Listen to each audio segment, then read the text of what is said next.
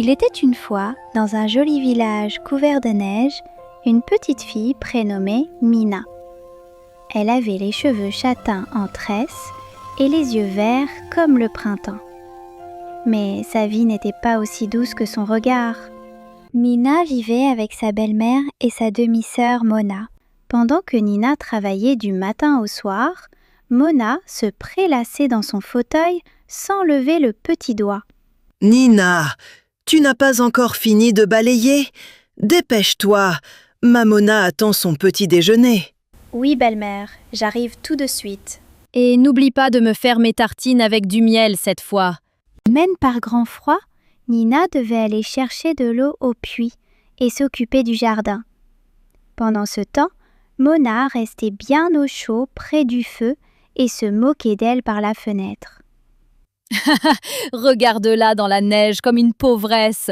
Elle a l'air tellement ridicule. » Un jour, les choses changeront, j'en suis sûre.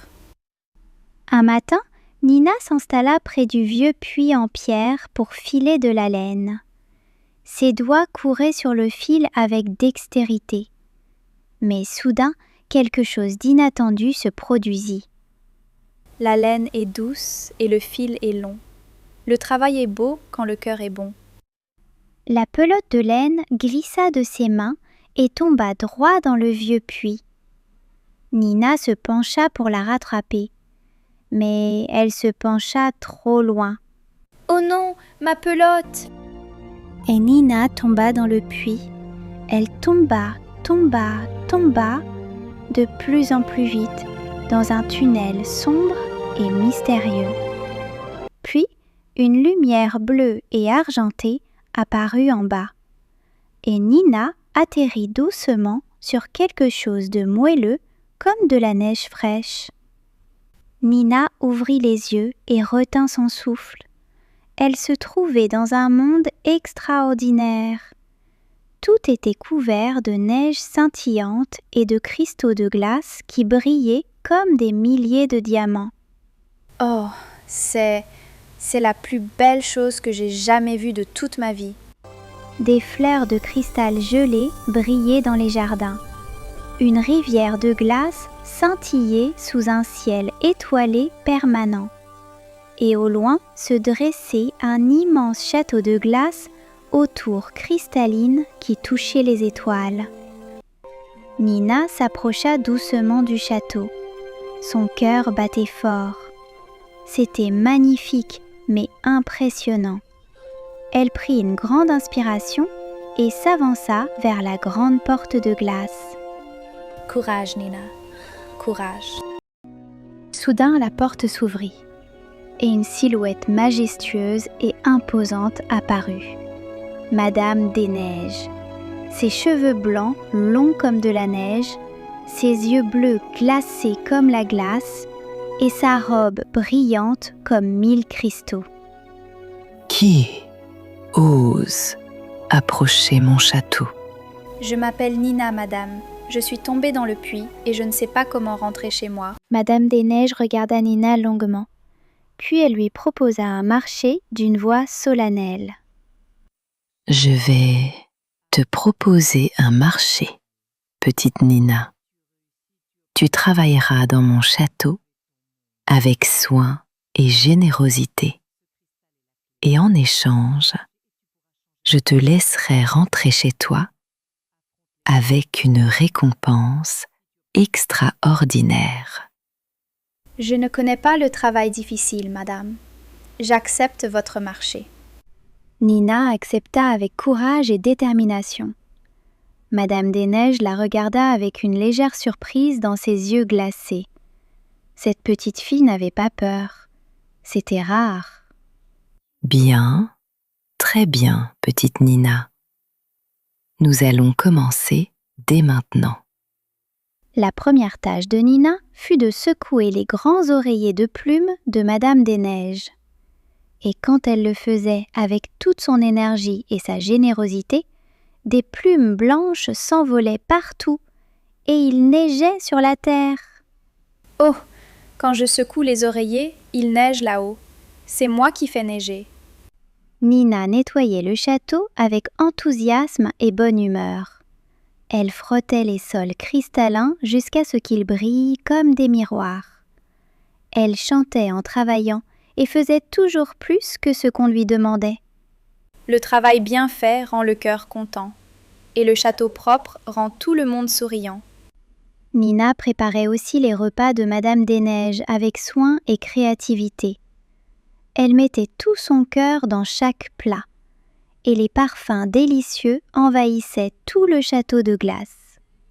Un peu de ci, un peu de ça, et voilà un repas digne d'une reine des neiges. Chaque jour, Madame des Neiges observait Nina travailler en secret. Et chaque jour, elle était de plus en plus impressionnée. Cette petite fille ne se plaignait jamais. Elle chantait en travaillant et faisait toujours plus qu'on ne lui demandait. Voilà bien longtemps que je n'avais pas vu un cœur aussi pur et généreux. Peu à peu, l'expression de Madame des Neiges changea.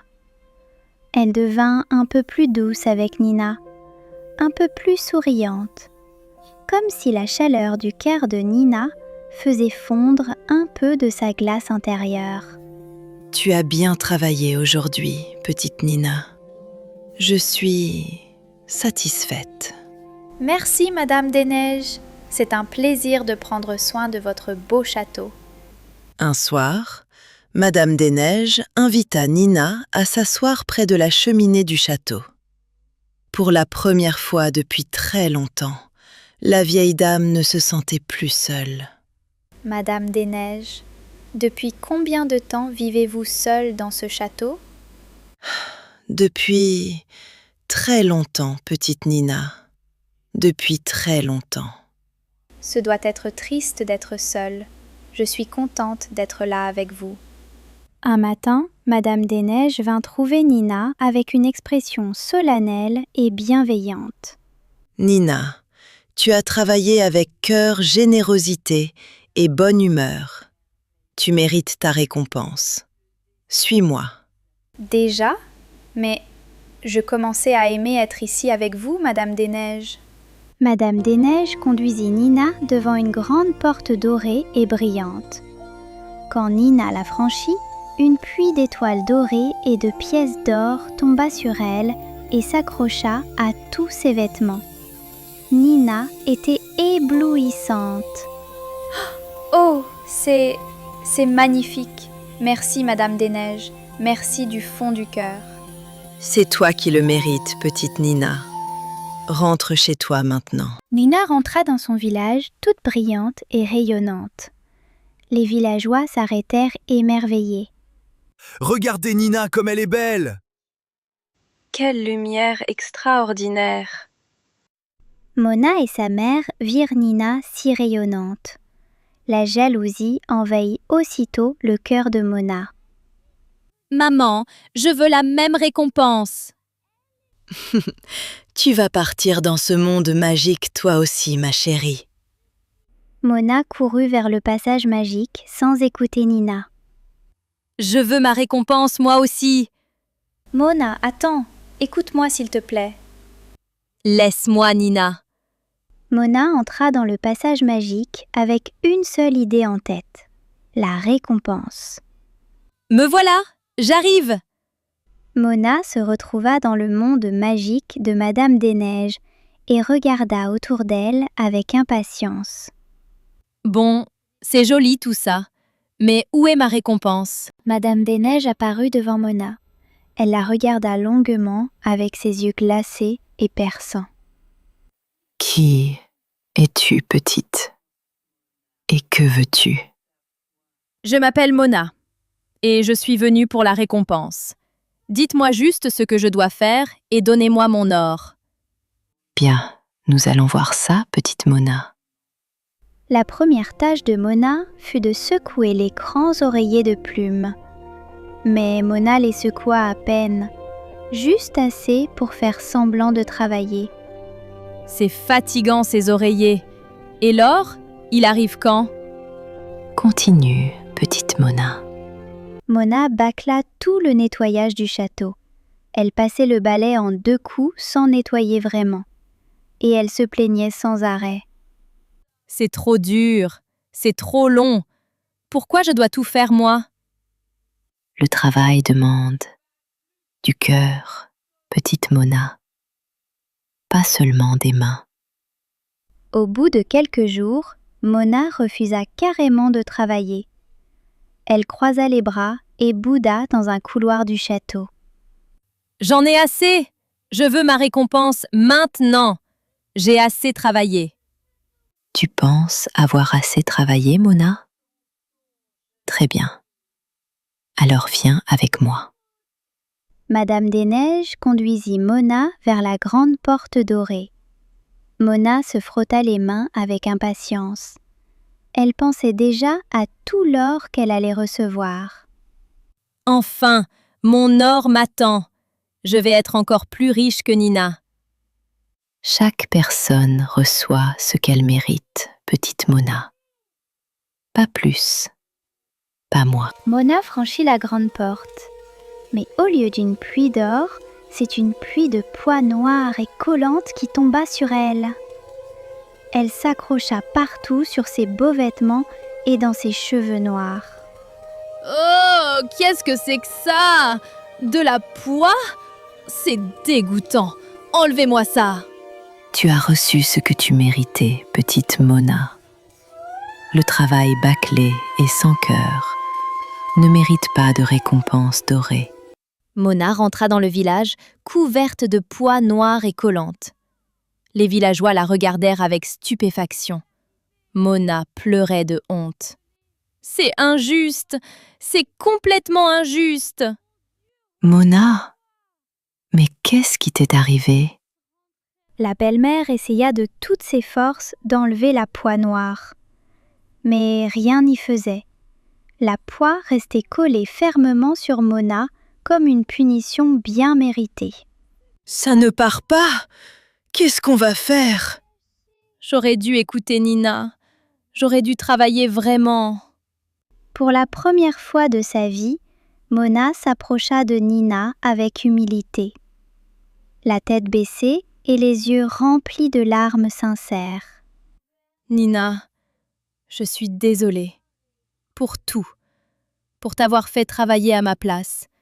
Pour m'être moquée de toi. Je suis vraiment, vraiment désolée. Je te pardonne, Mona. On repart de zéro, d'accord? Nina prit les mains de sa demi-sœur et commença à enlever doucement la poix noire. Et quelque chose de magique se produisit. Sous les mains généreuses et aimantes de Nina, la poix se mit à disparaître progressivement. Tu vois, Mona, quand on fait les choses avec cœur, tout devient plus facile. Comment tu peux être aussi gentille avec moi après tout ce que j'ai fait? Parce que tu es ma sœur. Et les sœurs se pardonnent toujours. À partir de ce jour, Mona changea vraiment. Elle apprit à travailler avec cœur, à partager et à être gentille. Et Nina et Mona devinrent de vraies sœurs unies pour toujours. Vous voyez, les amis, le travail fait avec cœur et générosité est toujours récompensé.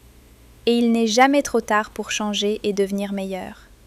Et il ne faut jamais juger les autres. Nina était bien plus sage que moi depuis le début.